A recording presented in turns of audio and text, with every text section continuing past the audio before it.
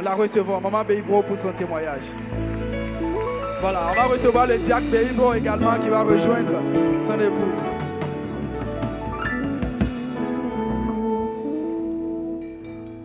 Gloire à Jésus. Notre Dieu est bon. Ce n'est pas facile de parler devant tout ce public, mais je pense que le Saint-Esprit est là pour m'aider. Alléluia.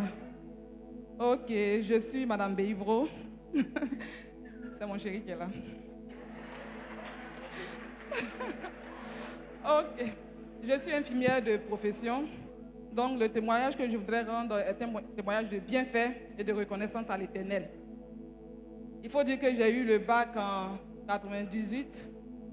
2 ans après, j'ai eu le BTS. Et lorsque j'ai eu le BTS, vraiment, ça m'a mis du temps pour avoir ne serait-ce qu'un stage. Un jour, j'ai mon oncle qui était gravement malade, qui était au CHU de Trècheville.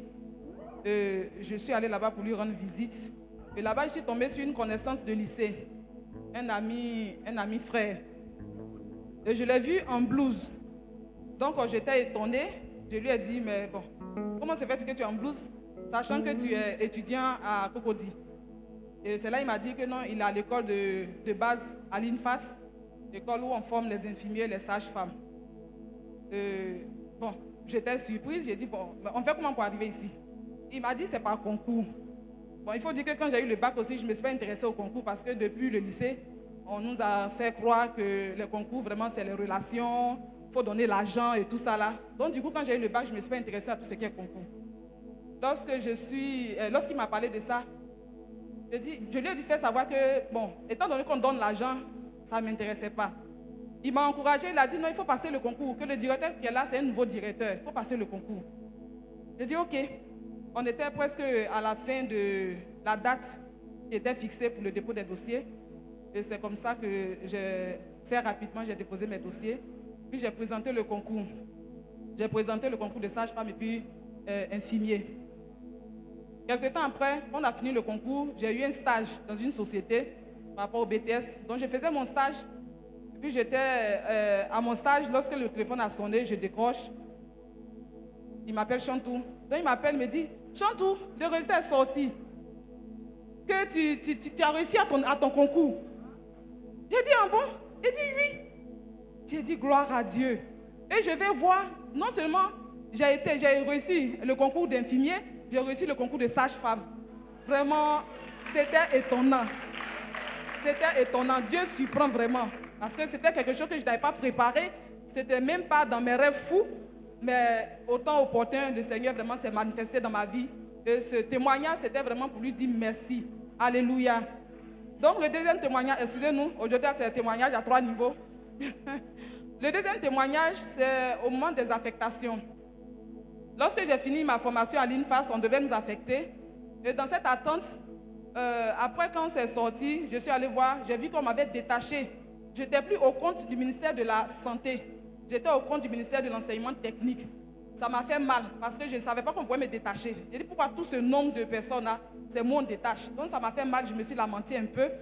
Et puis je me suis retrouvée au lycée technique d'Abidjan. Ça m'a fait plus mal encore parce que là-bas, on n'apprend pas. C'est les élèves qui sont là-bas, quand ils viennent, c'est la comédie qui viennent jouer. Ils ne sont pas malades parce qu'ils cherchent un papier pour ne pas faire les cours. Donc vraiment, pour quelqu'un qui débute, ce n'était pas intéressant d'être là-bas. Mais j'ai pris mon mal en patience parce que je me dis que j'ai voulu être à Abidjan parce que mon époux étant ici avec mes enfants, si on m'envoie loin d'Abidjan, ça n'est pas m'arranger. Donc étant au lycée, c'était quand même bon. Donc je suis partie là-bas. Il faut dire que j'ai voulu faire les démarches pour quitter l'enseignement technique pour venir au ministère de la Santé. Mais j'avais une certaine crainte. C'était le fait que si je finis toutes ces démarches, quand ils vont me réaffecter, certainement ils vont m'envoyer en dehors d'Abidjan. Donc j'avais cette peur-là. Et quand j'ai fait 5 ans, j'ai dit non, il faut que je quitte ici. Et c'est comme ça, j'ai fait les démarches, j'ai pu quitter le ministère de l'Enseignement technique et je suis venue au ministère de la Santé. Maintenant, le temps de me réaffecter était arrivé. Comment faire? Pendant mes stages, j'ai fait un tour à l'hôpital d'Anmambo. Et là, je suis allée voir le médecin-chef et je lui ai dit que je voudrais vraiment venir travailler ici. Donc, s'il pouvait me donner un document où je vais introduire dans mes dossiers pour aller déposer. Et c'est comme ça qu'il m'a donné, il a fait un courrier que j'ai mis dans mes dossiers Et je suis allée voir le directeur du cabinet en son temps. Quand je suis partie, il m'a demandé qu'est-ce que je voulais. J'ai dit non, je suis venue pour qu'il puisse m'affecter. Il prend mon dossier, il feuillette et il voit le courrier que le médecin-chef a fait. Quand il a vu, ça l'a énervé parce qu'il a dit que ce n'était pas normal que, en tant que le directeur, lui, il envoie ses agents où il veut, où vraiment le besoin se fait sentir, mais pas le médecin-chef qui doit lui imposer un endroit pour envoyer un agent là-bas. Donc, il a rejeté mon dossier. C'était un mardi. J'ai pris mon dossier. Et le mercredi, jeudi, je suis venue vraiment devant la face du Seigneur. J'ai prié. Je lui ai dit, ah Seigneur, vraiment, moi, je veux que le Seigneur agisse parce que je ne vais pas aller en dehors d'Abidjan. Le vendredi qui a suivi, je suis partie encore. Et quand je suis partie, je suis allée le croiser. Il reçoit tellement de personnes que, bon, il ne me reconnaissait pas. Donc, j'en profitais, je suis partie le voir encore. Je suis arrivée là-bas, il m'a demandé, mais qu'est-ce que je peux pour vous, madame? J'ai dit, je suis venue pour qu'on m'affecte. Il prend mon dossier, il feuillette encore et il tombe sur le même document. Il dit, mais quand je t'ai reçu la dernière fois, je t'ai dit que c'est dans le document-là, je n'accepte pas. Donc il faut attendre comme les autres. Quand le temps de réaffectation va sortir, tu verras l'endroit où on t'a envoyé. Et il a rejeté mon dossier encore. Donc cette fois-ci, je ne me suis pas levée. Quand il a rejeté mon dossier, il a continué à signer les autres documents. Donc j'étais assise là, je dis, Seigneur, touche le cœur de ce monsieur. Seigneur, agis. Seigneur, agis. Je ne bougeais pas. Je dis, Seigneur, vraiment, il faut que le monsieur là, il faut que le Seigneur touche le cœur de ce monsieur. J'étais assise là. Et puis il lève la tête, il voit que je suis encore assise. Il dit, mais madame, j'ai fini avec vous, il faut partir, quelqu'un d'autre va rentrer. Donc je me suis levée, j'ai pris le document, et puis je lui ai dit simplement, papa, ne vous fâchez pas. Lorsque j'ai dit ça, le Saint-Esprit s'est saisi de cette parole et il a touché le cœur de ce monsieur. Il a soulevé sa tête, il dit, qui t'a dit que je me fâche? Donne. Tu dis, tu vas aller où même? J'ai dit. J'ai dit, je vais aller à l'hôpital d'Anumambo. Et c'est comme ça qu'il a signé mon dossier. Et je me suis retrouvée à l'hôpital d'Anumambo. Alléluia. En tout cas, notre Dieu est bon. Alléluia. Donc, mon dernier témoignage, c'est toujours concernant le travail que je fais. Il faut dire que quand je suis rentrée à la fonction publique, on a la possibilité de continuer, d'avancer dans ce domaine-là. Mais j'étais un peu découragée parce que il faut dire que depuis un certain moment, vraiment les concours là, si tu n'as pas donné 5 francs, ça ne passe pas. C'est devenu comme quelque chose de légal maintenant. Donc, en voyant ça étant chrétienne, je ne vais pas me mettre dans ce genre de pratique. Je dis, de toutes les façons, j'ai déjà un tabouret où je suis assise. Donc, passer concours de spécialité, ça ne m'intéressait pas. Donc, quand les gens passent le concours chaque année, je suis là, je ne passais pas aussi. Je dis, non, je n'étais pas intéressée. Jusqu'en 2022, quand je me suis levée un matin, et puis j'ai eu cette forte envie de passer le concours. Donc, je suis venue voir mon mari, dit, ah, cette année-là, j'ai passé le concours de spécialité. Mon mari dit, mais pourquoi? Il faut laisser tomber. Hein? Tu fais déjà tes gombos. Concours de spécialité, quand tu as fini là même, c'est combien ils vont mettre sur ton salaire même? Hein?